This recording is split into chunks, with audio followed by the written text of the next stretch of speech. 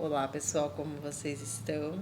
Espero que estejam todos bem, todos tranquilos, todos com a saúde mental em dia, porque vocês vão precisar, pois falaremos de Michel Foucault. Isto não é um cachimbo. Essa obra é muito importante para a gente entender como é que funciona o nosso pensamento, como é que nós analisamos as coisas. Por meio da análise, nós aprendemos a analisar. É uma coisa um pouco metalinguística aí, né? Mas vamos lá.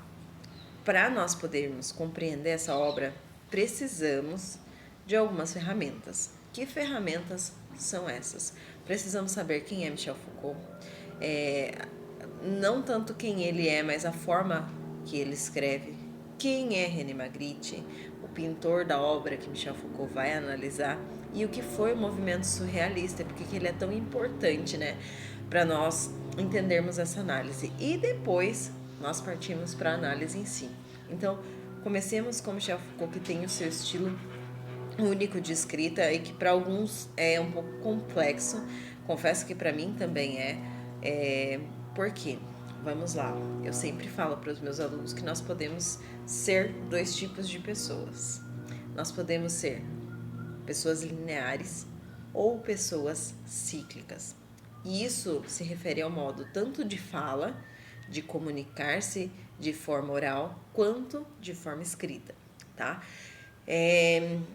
Por quê? Uma pessoa linear é aquela pessoa que conta para você uma história, ela vai dizer algo com o início, uma introdução, um meio, que é a explicação, e o fim, a conclusão. Perfeito. Esses tipos de pessoas são fáceis de serem lidos. Por que essas pessoas são fáceis de serem lidas? Porque elas possuem essa característica da linearidade, de tudo ser regrado, de tudo acontecer com começo, meio e fim, que é uma forma fácil de compreendermos o mundo, certo? Mas algumas pessoas não são assim. Então, vou citar um exemplo de uma pessoa linear, tá? Uma pessoa linear vai te contar um babado, uma fofoca quentíssima, que ela viu fulano beijando ciclano na festa. Ela não vai começar para você dizendo o que de fato aconteceu. Ela começa dizendo: eu estava em uma festa que aconteceu na casa de fulano. Durante a festa todo mundo estava contente, tal, e não sei o quê. Logo em seguida, eu vi que o fulano beijou a ciclano. Ok. Nós temos uma história linear: introdução, desenvolvimento, conclusão, certo? Agora, existem pessoas que nós chamamos de pessoas cíclicas, que é o caso de Foucault. Já joga logo a bomba no teu colo, já chega concluindo o assunto. E aí, quando a gente vai fazer a leitura, eu acho isso muito engraçado, porque nós ficamos o tempo todo assim: nossa, mas eu já li isso lá no começo, mas a análise dele é importante, não é o resultado em si. E é por isso que eu falei para vocês logo no início, né, que a gente vai aprender a analisar por meio de uma análise, porque a análise é importante, né, no caso de Foucault aqui nessa obra. E aí a gente entra nessa questão das pessoas cíclicas. A pessoa cíclica, já mesmo a fofoca, ela vai chegar contando para você: fulano, ciclano se beijaram. Mas o que importa? Foi de fato o que aconteceu? Ou será que foi o motivo pelo qual aconteceu? E o motivo é contado no desenvolvimento e depois ele fala: no fim, olha só, isso tudo resultou naquele beijo. Então percebam, tentei explicar de uma maneira mais prática, né? O que são pessoas cíclicas e pessoas lineares. E Foucault é uma pessoa cíclica, como eu disse para vocês. Então talvez nós precisamos entender essa forma de pensar. Ponto. Vamos lá. Quem foi René Magritte, o produtor dessa obra que Foucault analisa? Magritte, ele vai ser um pintor surrealista, tá? Ele vai surgir com os movimentos de vanguarda na Europa. E os movimentos de vanguarda são o cubismo, o futurismo, o dadaísmo, o surrealismo. E esses movimentos de vanguarda que surgem lá na Europa, na França, eles são importantes porque eles vêm após a guerra. E se a gente pensar, a guerra é um marcador que talvez seja um dos piores marcadores, né? Porque ela vai trazer consigo algumas marcas, né? Nós temos muitas perdas, mas ao mesmo tempo que nós temos essas perdas, muita tristeza, muita agonia, muito sofrimento, nós temos um ponto de partida, algo precisa mudar. Então, geralmente, após um momento de guerra, nós temos uma mudança, uma alteração. As coisas não podem permanecer como estão ou como eram no passado. Por quê? Porque esse passado acabou. Nós começaremos agora a partir desse marcador, que seria a guerra. E aí, nesse pós-guerra, o movimento surrealista, bem como os outros movimentos, eles têm a tendência a quebrar padrões. Então, se antes nós tínhamos uma estética mais realista, assim, no sentido de as pinturas traduziam pra gente a realidade, agora as pinturas não vão trazer mais a realidade, elas vão trazer algo que se pareça com um sonho, algo que se pareça com algo fantástico, que tenha mais a ver com o inconsciente e não com o consciente. Então, vocês vão ver, por exemplo, no cubismo, muitas formas geométricas, até mesmo no surrealismo, às vezes a gente tem elementos que se comparam à realidade, né? Vamos lá, um relógio ali jogado numa cena, você reconhece aquele objeto, mas ele está num ambiente que não é dele, né? Então nós temos esse recorte da realidade colocado nesse elemento fantástico, né? E por que isso é importante para nós entendermos a obra? A obra, ela basicamente, ela é, ó, isso aqui. Nós temos um cachimbo logo acima, depois nós temos uma pintura de um cachimbo e uma frase aqui escrita "Ceci n'est pas un épipe", que significa este ou isto não é um cachimbo. E aí nós nos deparamos com um problema, né? Porque aqui cachimbo não é um cachimbo. Algo está errado. E Foucault já começa dando a resposta pra gente, tá? Então, assim, vocês já vão se deparar com a resposta, como eu disse, porque a resposta não é o que importa. O que importa é como nós observamos e analisamos a realidade. Então, vamos lá. Pensemos que nós temos aí um pós-guerra, nós temos Albert Einstein trazendo uma mudança na questão de tempo e espaço, nós temos Freud trazendo para a gente uma mudança no pensamento humano, ele vai falar sobre os sonhos, vai trazer uma nova ideia do que é o ser humano, né, por dentro agora. E aí, nós temos essa obra, um cachimbo acima, posicionado acima. Um cachimbo que parece um pouco mais com um cachimbo de fato, porque ele está dentro de uma pintura, então a gente reconhece aquilo como um elemento da nossa realidade. E por último, uma frase, uma escrita. E aí Foucault pergunta: a que se refere esta frase? A frase, isto não é um cachimbo, ela se refere ao quê? E aí o próprio René Magritte fala na sua obra, e Foucault também fala, aquilo de fato não é um cachimbo. Por que ele não é um cachimbo? Gente, isso é um desenho de um cachimbo. Isso é, por mais que pareça óbvio, mas vai fazer a gente refletir sobre a forma com que nós analisamos a realidade. Até René Magritte escreve aqui na parte de trás, tem uma fala dele, né? Ele diz assim, famoso cachimbo. Como fui censurado por isso? E, entretanto, vocês podem encher de fumo o meu cachimbo? Não, não é mesmo? Ela é apenas uma representação. Portanto, isto é um cachimbo. Se eu dissesse, eu teria mentido. Certo? Porque aquilo de fato é um cachimbo? Não. Aquilo é algo que imita um cachimbo. É um desenho de um cachimbo, né? E aí nós paramos para fazer as análises com o Foucault. Ele começa fazendo uma análise do motivo pelo qual aquilo pode não ser um cachimbo. Primeiro, nós temos 2 cachimbos, então, de fato, não tem um cachimbo, tem 2 cachimbos. Ou 2 desenhos de um mesmo cachimbo. Então, de fato, não é um cachimbo porque são 2 desenhos de um mesmo cachimbo. Um desenho é um cachimbo, o outro não é. Essa é uma segunda possibilidade de análise, né? E nenhum daqueles objetos é um cachimbo.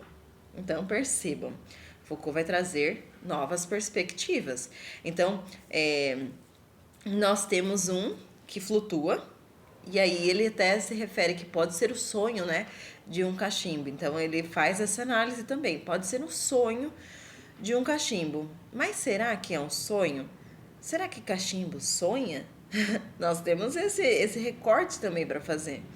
E será que aquele que está desenhado de fato é um? Porque ele está posicionado, tem o tripézinho bonitinho, só que o tripé tem 3 superfícies de contato que são que podem, né, são finas e podem vir a cair.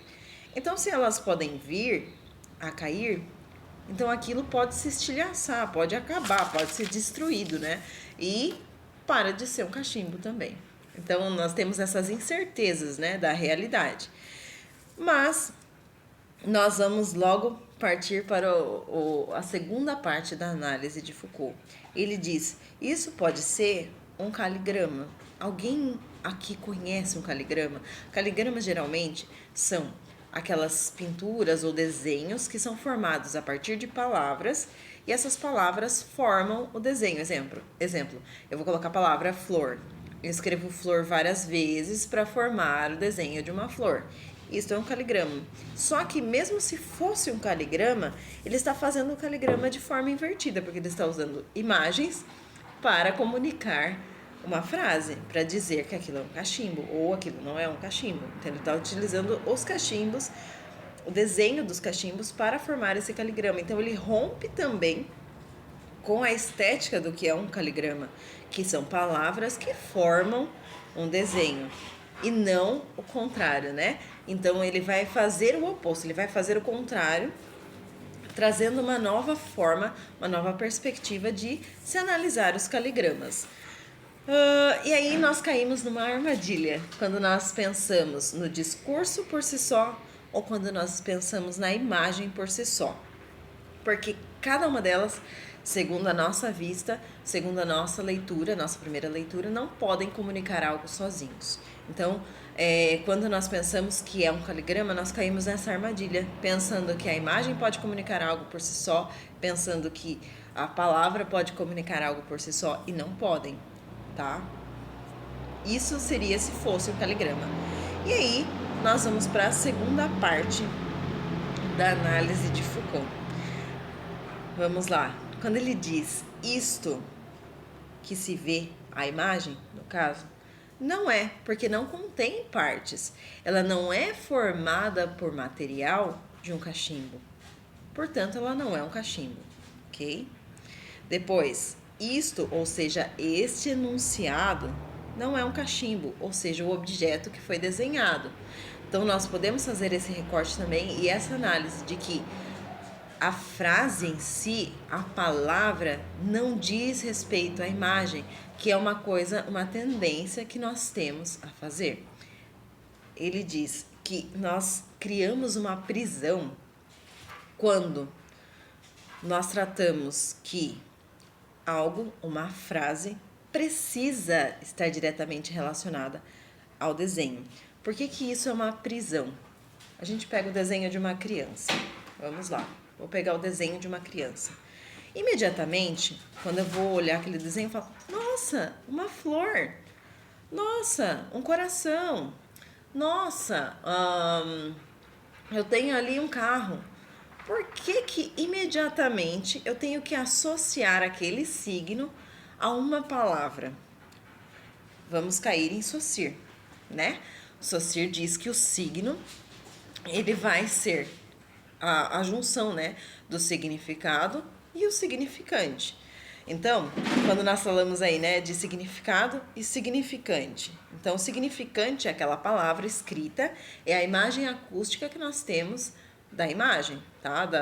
Do que nós temos ali por significado. E o significado é o sentido daquela palavra e, portanto, pode ser arbitrário. Pode significar algo para mim, pode significar algo para você, tá? Quando nós caímos nessa ideia de signo, aí nós paramos para pensar que,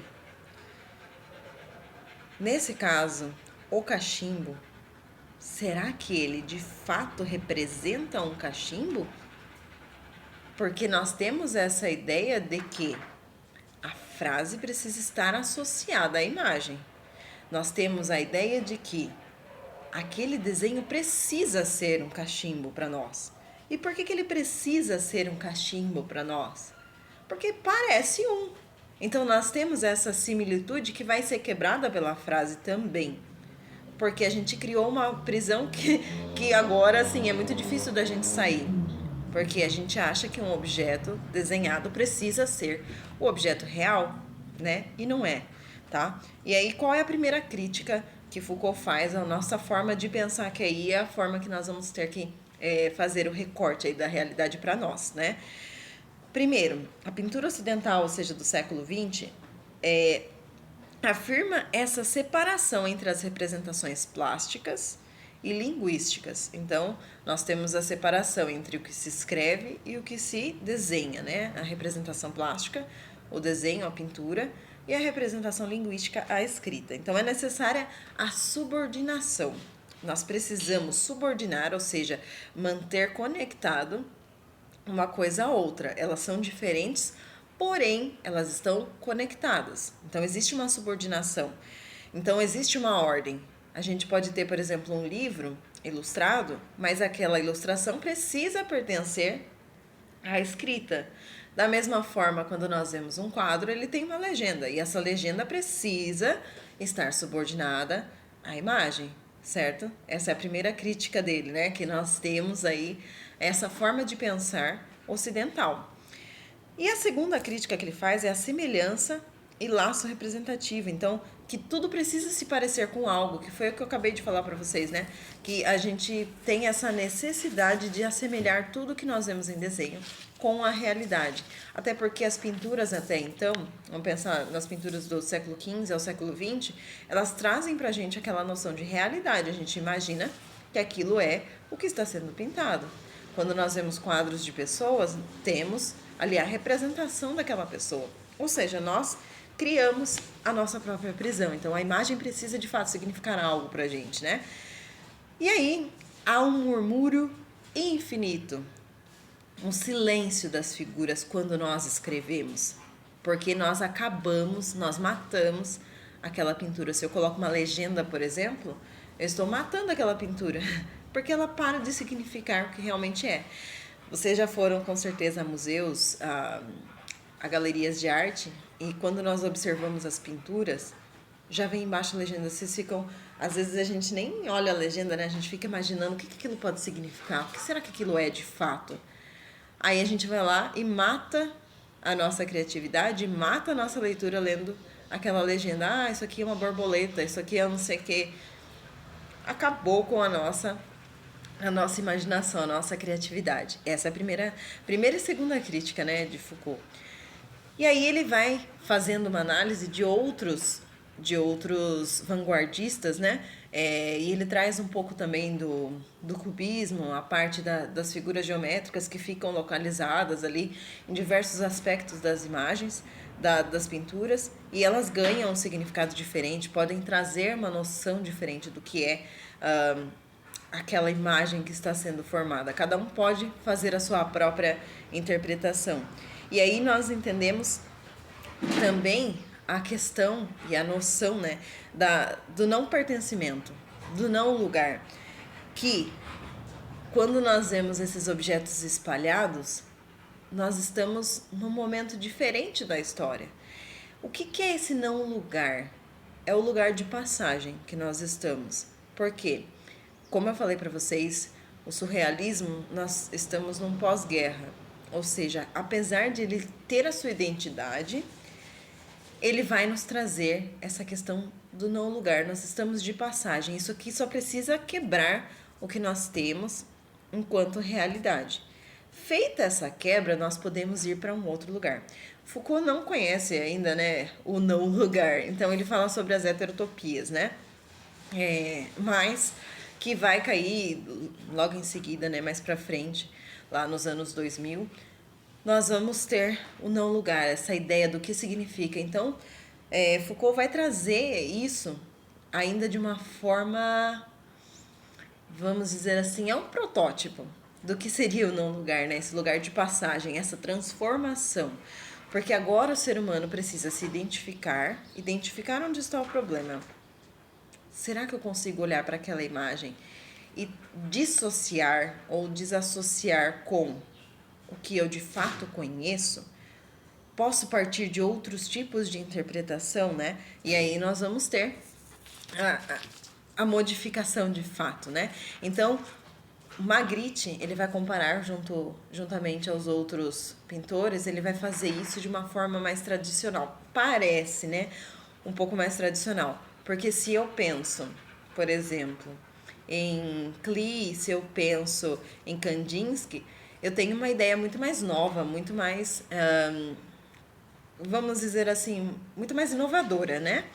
Porque eu tenho elementos geométricos e tudo mais, tudo separado ali numa cena, tudo pode significar, tudo pode não significar também. Agora ele não, ele traz pra gente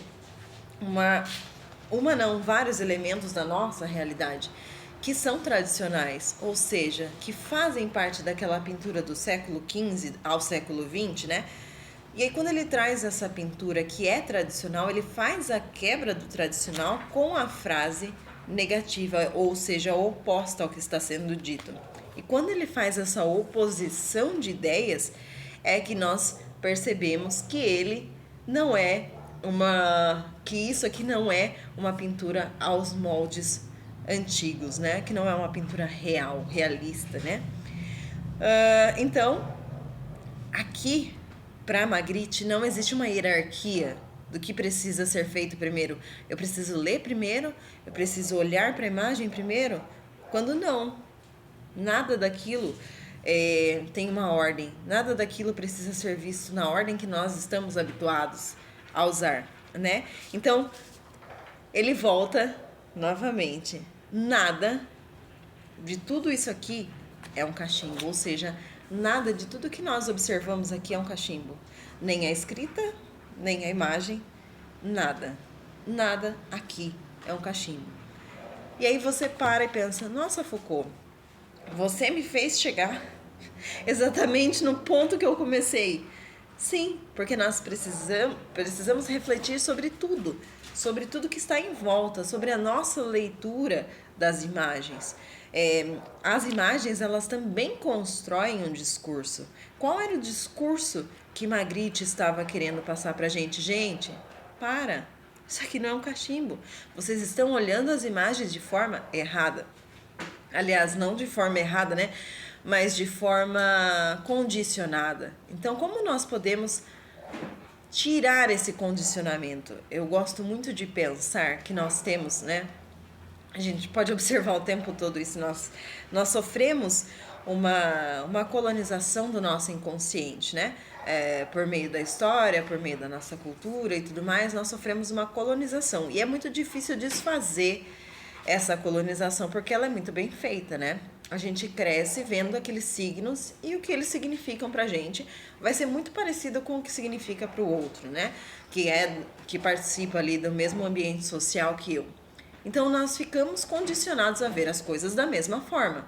E o que Foucault faz aqui é trazer pra gente essa nova forma de ver as coisas juntamente com a pintura de Magritte, né? Os dois dialogam muito bem juntos.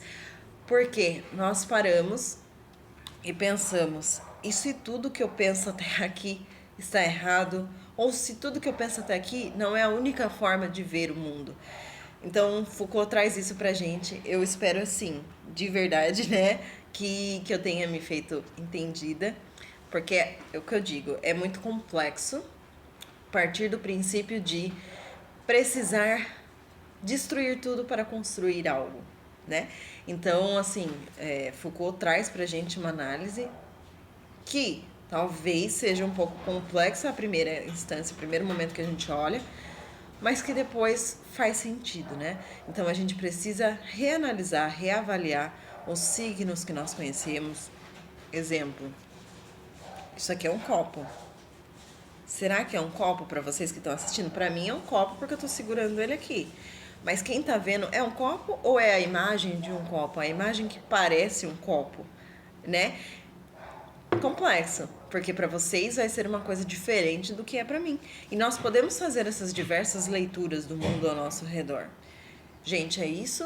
Eu espero que eu tenha me feito entendida, né? Como eu disse no início. Leva um tempo, né, pra gente entender isso. Magritte, ao contrário dos outros pintores surrealistas, ele quer estabelecer essa desigualdade, ele quer ser o agente do caos, ele quer fazer com que a gente, olhando para algo tradicional, algo que se parece com o nosso passado, ele quer fazer essa quebra, ele quer trazer pra gente uma nova forma de ver as coisas, tá? Então é isso. Tchau, tchau pra vocês. Muito obrigada por quem, né, ouviu até aqui. Um beijo, um abraço.